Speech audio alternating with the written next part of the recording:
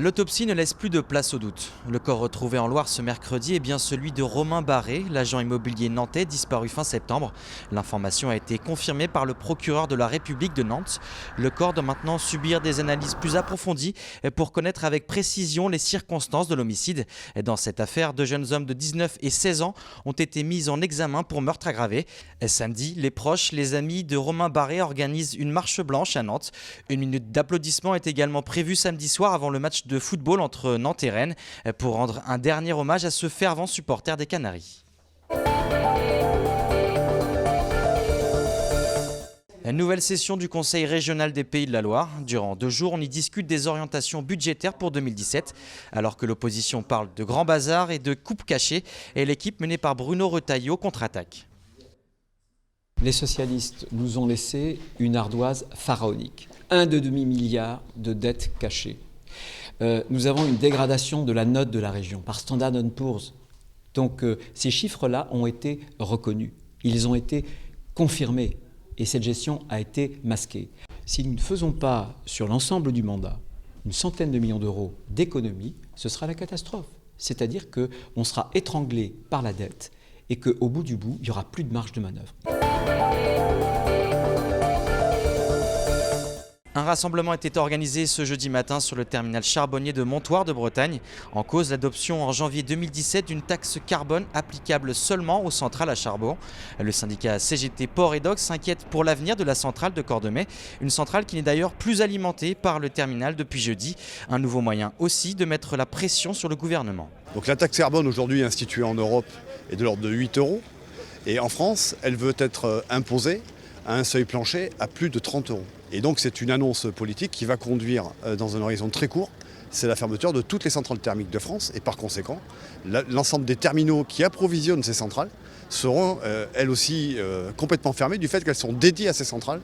Donc aujourd'hui c'est un site qui tombe à zéro, ce sont des droits de port qui disparaissent, ce sont des retombées financières importantes pour le port qui ne rentrent plus dans les caisses du port et demain le port ne peut plus investir. Le scénario qui nous est annoncé aujourd'hui, c'est une cessation d'activité complète pour l'ensemble de ce terminal-là à compter de 2018.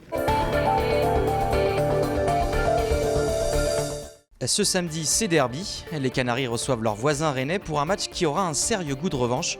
Olivier Caillé.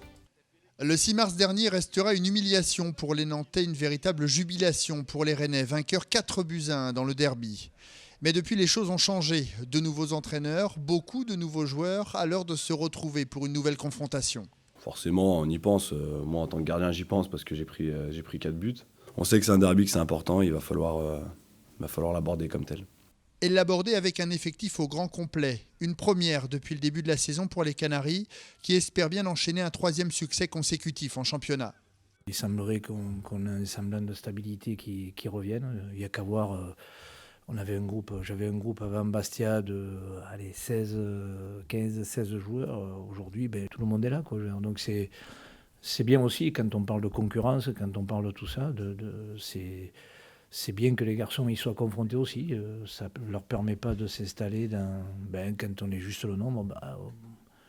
On a tendance, même si c'est inconsciemment, un petit peu à s'installer dans le confort. Une attitude à proscrire face au Stade Rennais à la recherche de sa première victoire à l'extérieur cette saison. Il n'y a pas eu de match facile depuis le départ. On a vu à Dijon, on a raté notre début de match. Après, c'est difficile. En étant mené 2-0, on est sûr de réagir et d'avoir la lucidité pour le faire. Donc voilà, mais en L1, d'une façon générale, il n'y a pas de match facile. Ce ne sera pas le cas encore samedi. Et Nantes essaiera de donner raison à Christian Gourcuff pour laver l'affront de mars dernier.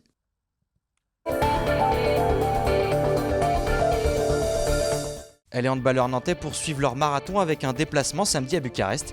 Un calendrier démentiel qui pose la question de la récupération. Ça en deviendrait presque le QG des handballeurs nantais après les entraînements. La salle de balnéo du H ne désemplit pas. Il faut dire qu'avec une vingtaine de matchs au programme d'ici Noël, les organismes sont mis à rude épreuve.